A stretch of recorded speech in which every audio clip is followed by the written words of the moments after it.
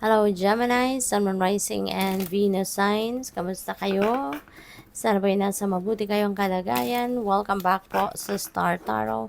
At kung bago kayo rito, welcome din po kayo. Please subscribe, like, share my videos, and leave me a comment kung nakaresonate po kayo. Thank you. Tingnan natin kung ano mga messages ni Gemini.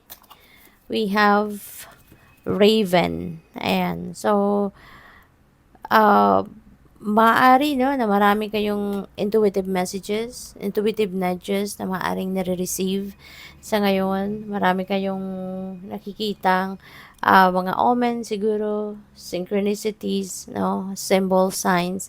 Maaring yan ay mga nai-encounter ninyo lately. No?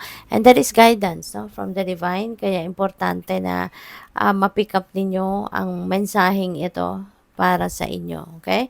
Maaaring dasal ninyo yan, no? Hinihingi ninyo mga signs na yan, symbols and synchronicities na yan, okay? So, we also have guardian, ancient, way shower. So, yan, binabantayan kayo, no? This could be your guardian angel or this could be pwede rin yung mga spirit guides ninyo ito, no? Nandiyan dyan, nakabantay sa inyo. Nandiyan dyan at lagi kayong ginagabayan. Okay? Pinoprotektahan at ginagwardyahan, no? Kaya, good luck sa'yo. Huwag kayong mag-alala. You know, wala kayong dapat nakatakutan. You are spiritually guided. So, maraming salamat po for subscribing to my channel. And if you haven't subscribed yet, subscribe na po kayo. And also, maraming salamat for not skipping the ads po. And please click the join button sa baba ng video then if you would like to join the membership sa channel. And for the cross-watchers, welcome po kayo sa channel. And shout out po sa ating beloved channel member na si Alexander Turalba 3777. Maraming salamat po for your support sa channel and sa mga donasyon na pinapadala po ninyo sa akin. Maraming salamat. So, yung next message ninyo, we have the energy of the ear. Napakaganda kasi merong magandang balitang paparating.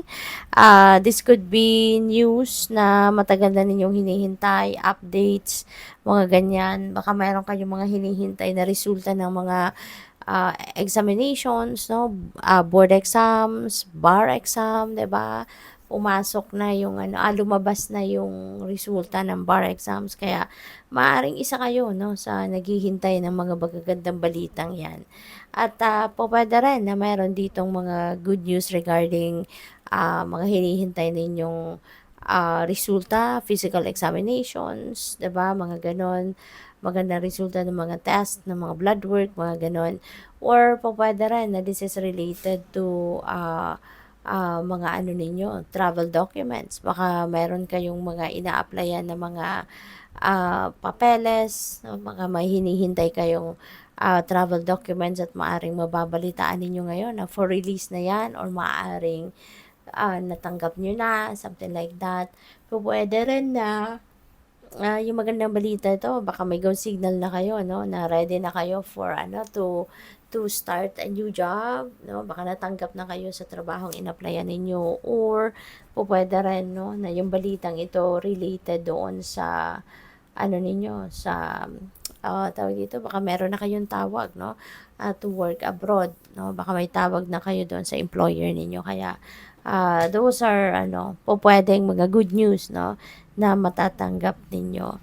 Next message, we have the energy of the eye, psychic ability, trust your intuition. Okay? Kasi at this time, yung intuition ninyo is heightened.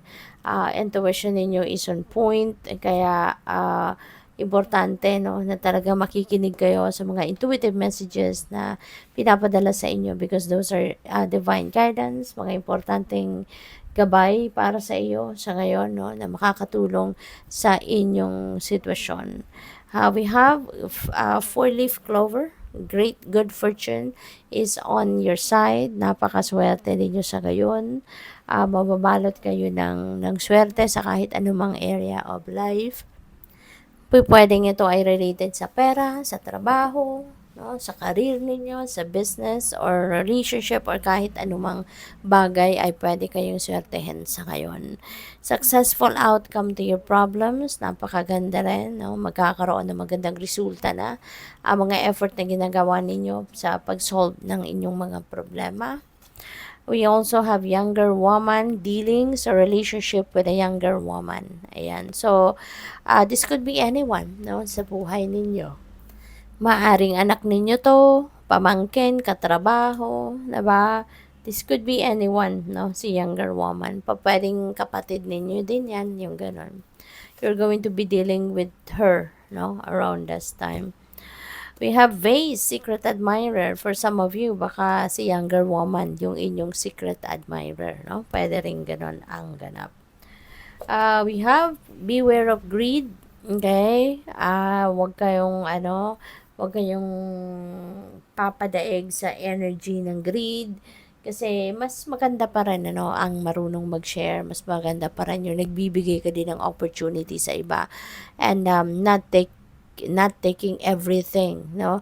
Para sa sarili mo. Mas maganda pa rin yung, kasi the more you give, 'di ba? The more you receive. Mas marami kang binibigay, mas marami kang sinishare sa iba, mas marami kang mas maraming biyaya pa ang ibibigay sa iyo. So, what else? We have dog barking, advice from a friend. Maaaring ito hihingian mo ng advice, or pwedeng unsolicited advice ito. So, depende sa inyong sitwasyon, but definitely you are going to hear or you're going to receive excuse me po, advice from someone. Okay? Pwedeng sa magulang mo galing yan, 'di ba? Pwedeng sa literal na kaibigan, no? So, depende yan sa inyong sitwasyon. But good luck. Pay attention to your finances. Okay? Pay attention to your finances. At, anuhin ninyo rito, no? Make sure na minomonitor ninyo yung in and out ng inyong kaperahan. Maging stricto kayo sa pagsunod sa inyong maging stricto kayo sa pagsunod ng inyong budget plan, no? Yung ganon. Para hindi kayo mapasubo, 'di ba?